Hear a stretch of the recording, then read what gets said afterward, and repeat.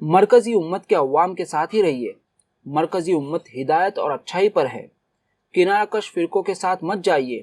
انتہا پسند تحریکات کا حصہ مت بنیے۔ اس کا ساتھ مت دیجیے جو مجموعی امت کے خلاف ہو۔ ایسا کیوں کرنا ہے؟ کیونکہ نبی صلی اللہ علیہ وسلم نے فرمایا ید اللہ علی الجماع، جس کا مفہوم ہے کہ اللہ سبحانہ تعالیٰ کا ہاتھ یعنی اس کی رحمت اور برکت مسلمانوں کی اجتماعیت کے اوپر ہے۔ اور نبی صلی اللہ علیہ وسلم نے یہ بھی فرمایا، ابن ماجہ کی حدیث کا مفہوم ہے، میری امت گمراہی پر جمع نہیں ہوں گی۔ مرکزی امت ہمیشہ صحیح راستے پر ہی رہیں گی۔ اور یہ امت کس میں یقین رکھتی ہے؟ یہ قرآن، حدیث اور صحابہ کے احترام پر یقین رکھتی ہے۔ اگر کوئی بھی گروہ یا بندہ کوئی نیا طریقہ بتائے یا دین کی نئی سمجھ اور بالکل ہی الگ تھلگ تعبیر کرے تو سوچنے کی بات ہے کہ یہ کون ہے جو 1400 سال بعد اسلام میں تبدیلی کی بات کر رہا ہے، یا آخر ہے کون؟ اور دین کی یہ سمجھ 1400 سال تک کہاں تھی؟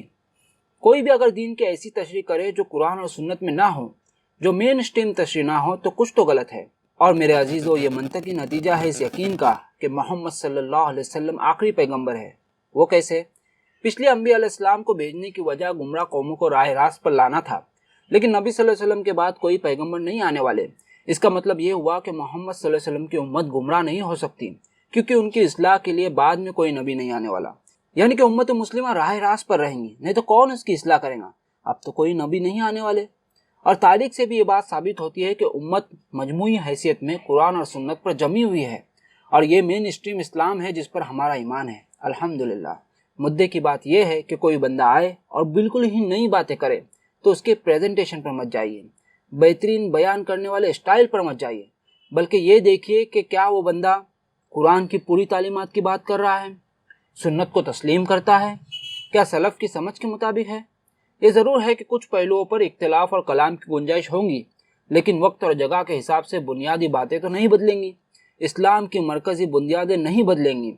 تو اگر کوئی بالکل ہی نئی باتیں کرتا ہے تو گویا وہ یہ کہنا چاہتا ہے کہ میرے آنے سے پہلے پوری امت گمراہی پر عمل پیرا تھی اور میں نے یہ حقیقت کا پتہ لگایا۔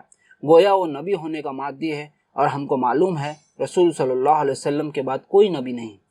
قرآن اللہ کی طرف سے آسان اور واضح کتاب ہے، شروع سے آخر تک اس پر ایمان رکھے۔ نبی صلی اللہ علیہ وسلم کی سنت بہت ضروری ہے اور مجموعی حیثیت میں وہ بھی محفوظ ہے، اور پیروی مرکزی امت کی کریں، امت کے عوام کے ساتھ رہیں، انجان نظریہ رکھنے والے کنارہ کش گروہ اور فرقوں کے ساتھ مت جائیے، وہ ہمیشہ غلط ہوں گے۔